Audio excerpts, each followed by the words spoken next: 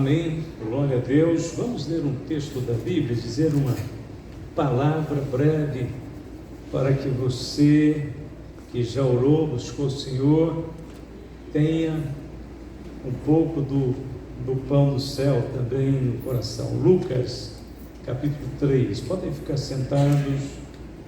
Lucas capítulo 3, versículo de número 1.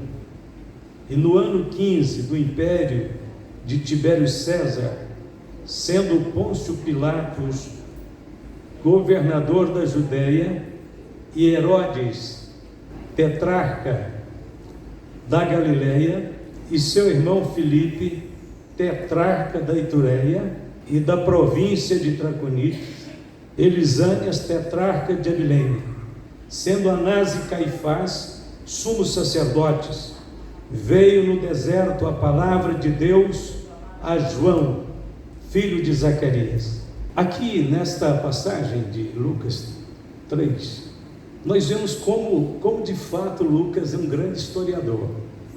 Ele faz um registro aqui do mundo político da época dele. Olha como é que ele descreve. Então tinha 15 anos que Tibério César estava reinando. Pôncio Pilatos, governador da Judéia, Herodes da Galileia, seu irmão Filipe, tetrarca da Itureia. Ele vai narrando os distritos de Israel, os governadores, os homens de eminência, né? Os poderosos da época. Hoje eu ainda estava pensando sobre isso. Israel não foi um povo muito fácil de ser lidado pelos romanos, não. Quando Jesus nasceu, o Império Romano já tinha 63 anos que ele estava dominando o mundo, inclusive Israel.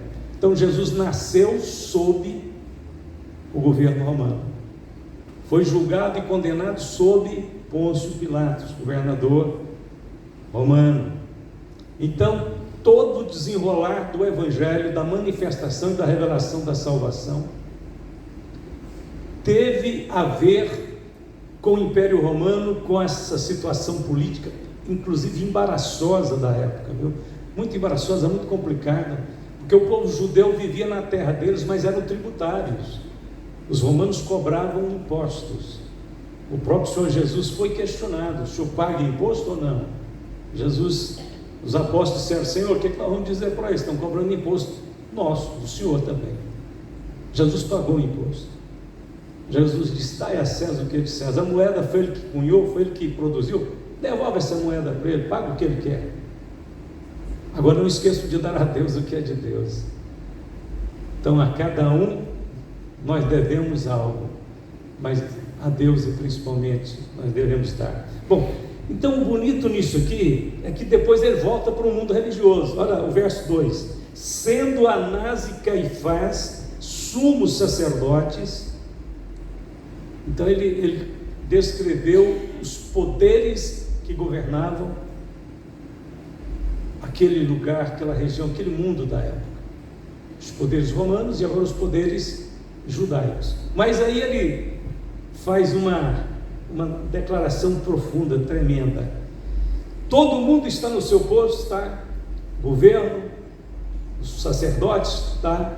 Mas olha o que acontece. Veio no deserto a palavra de Deus a João, filho de Zacarias. Em outras palavras bem simples, Deus não estava governando o mundo por meio de Tibério César.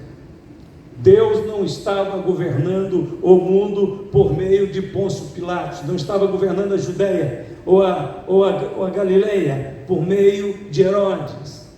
Deus estava, sempre esteve, estava e sempre estará governando este mundo pela sua palavra.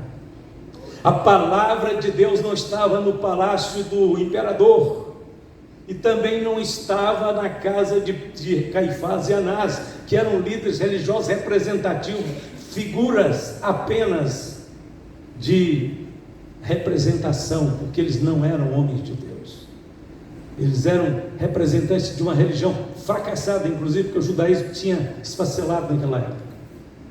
Veio a palavra de Deus a João e veio no deserto Aí você tem que lembrar que Deus moveu muitas coisas que praticamente mudou o mundo a partir dos desertos.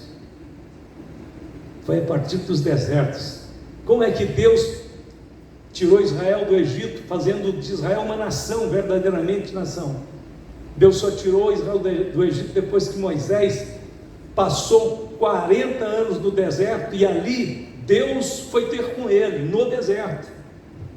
No deserto, Deus aparece para Moisés na sarça de fogo, conversa com ele e diz: eu te envio a Faraó, você vai dar ordens para aquele monarca. Ele disse: é o poderoso homem da terra, Senhor, tem um exército, tem armas, tem tudo. Ele disse: você vai levar um bastão, você vai levar uma vara de pastor e vai falar em meu nome. Mais uma vez Deus dando provas de que quem governa todas as coisas é Ele, muitas vezes através de bastões, de desertos, de homens como Moisés, como Elias, como João Batista. Que coisa incrível! Às vezes você pensa: nós somos tão pequenos, nós tem tão pouca expressão, a igreja já sofre com tantas coisas ruins, até dentro dela surgem, né, infecções, mas que acabam prejudicando o trabalho da igreja, do Senhor na terra e tal. Então a gente trabalha contra todas as correntes contrárias, dos de fora, dos de dentro, que não querem, que não servem. Mas nem por isso a igreja deixou de crescer e de avançar nesses milênios. O Senhor estava na frente. Quando Moisés foi falar com o Faraó, saindo do deserto, foi lá para o palácio. Moisés não tinha nada a não ser realmente aquele bastão de pastor na mão, mas ele tinha a palavra de Deus, ele tinha autoridade. O Senhor disse para ele: eu serei contigo, vai e diga o que eu estou mandando dizer. Era a mesma coisa de que Moisés estava, era como se Moisés estivesse tentando esvaziar o oceano com um baldinho de tirar água, pequeno baldinho. Ele chegar diante de Faraó e falar o que ele falou, pela ordem natural, pelo fato apenas humano, era como nada. Faraó podia mandar cortar o pescoço dele ali na frente dele. Diz: que é isso? Mata esse homem, joga isso num buraco. Mas não aconteceu nada. Moisés falou, o homem tremeu, o homem redarguiu, o homem contestou. Moisés disse: firme, o Senhor está dando ordem. Quem é o Senhor? Ele diz: o Senhor vai te mostrar quem Ele é. A partir daquele momento, Deus sacudiu o Egito. 1 ano de pragas, acabava uma, vinha outra. Moisés só falava, dava ordem, diz: olha, vem mais outra praga, e se você não mudar seu coração, Faraó, vai sobrar nada no Egito. Lá pela 4ª, 5ª praga, já estava tudo destruído. Os próprios assessores de Faraó disseram: o senhor ainda não viu que o Egito está acabado, destruído? O senhor ainda não viu que estamos em pedaços, não? E Deus foi movendo aquele império poderosíssimo. Deus o abalou com moscas e rãs e piolhos.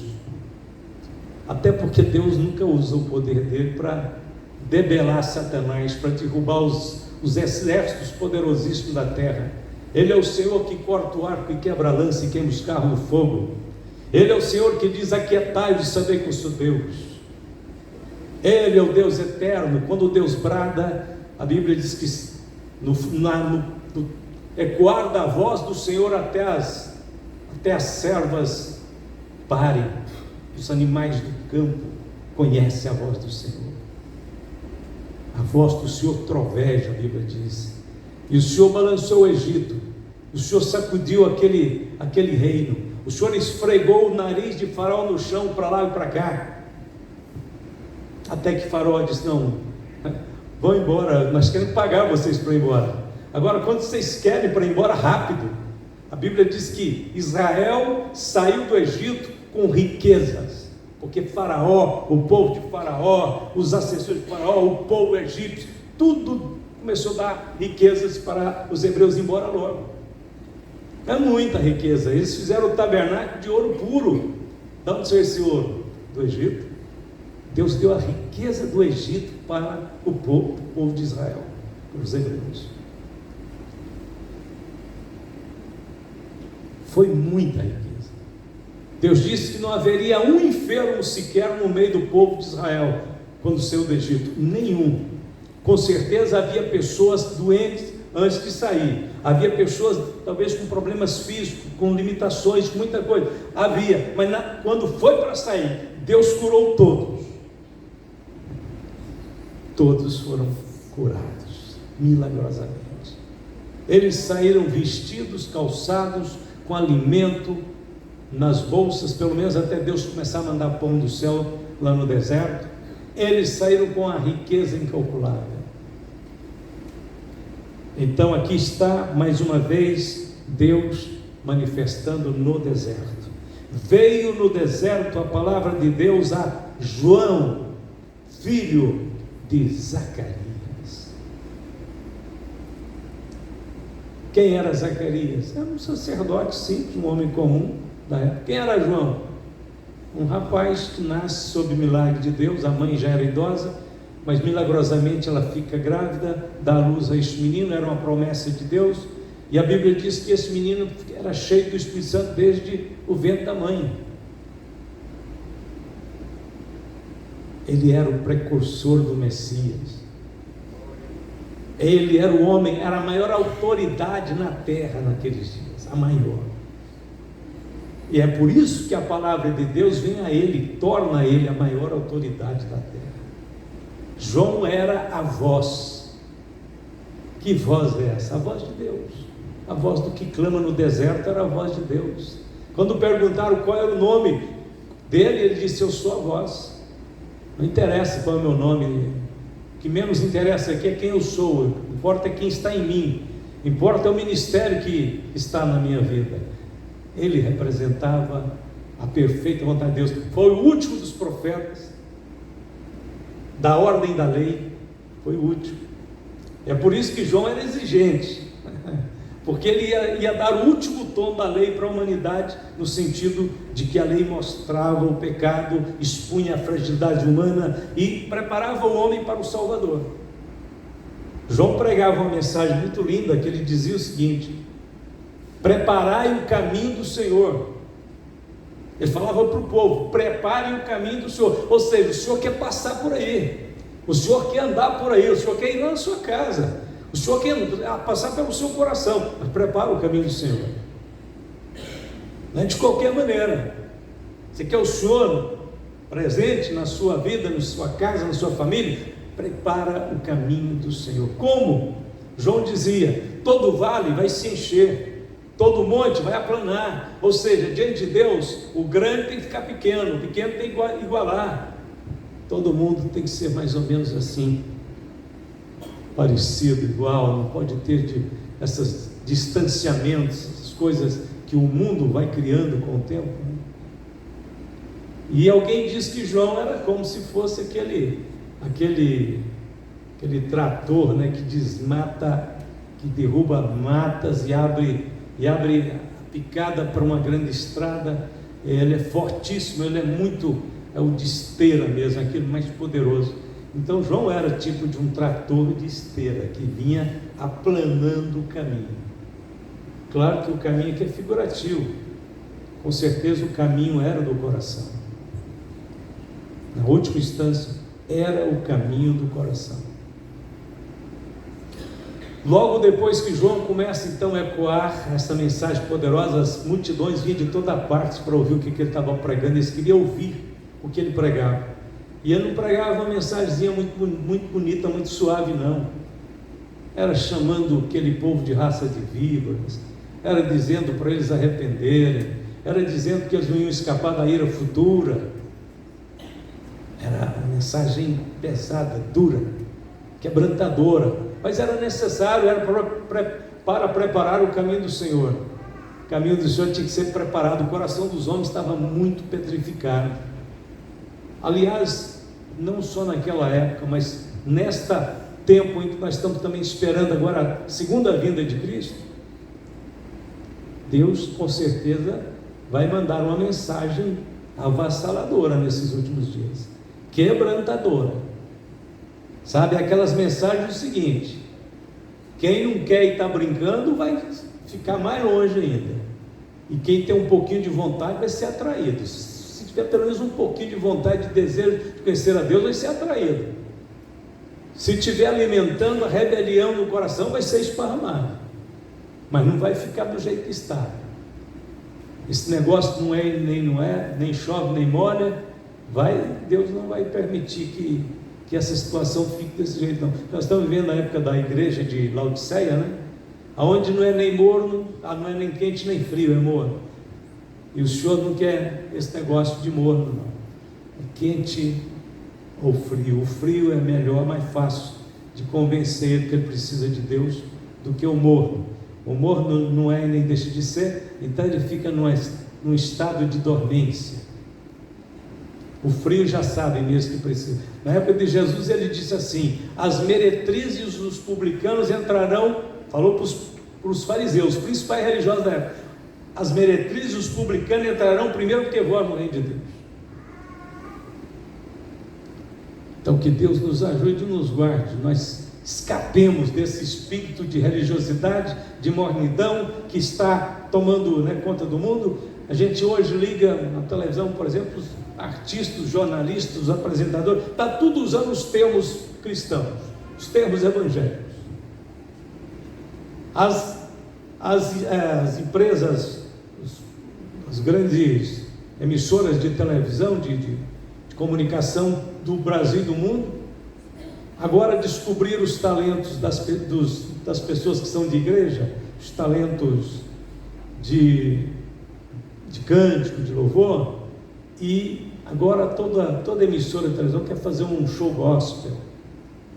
Olha, irmão, se eu fosse um cantor do gabarito desses grandes que são chamados para isso, eu não iria. Do jeitinho que a Rede Globo prepara um show gospel e chama esses cantores famosos aí, no outro dia, no mesmo palco, no mesmo ambiente, eles fazem aquele movimento de sertanejo, de coisas mundanas, chama aqueles cantores lá da Bahia, que é tudo espírita, tudo feiticeiro, tudo macumbeiro, e põe no mesmo palco e dá a mesma ênfase.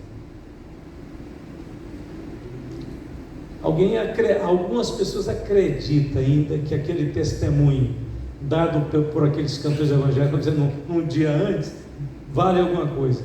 Eu sinceramente não estou acreditando que vale muita coisa, principalmente quando é patrocinado por um ambiente pagão, como está sendo as redes de televisão. Aqui no Brasil não tira nenhuma,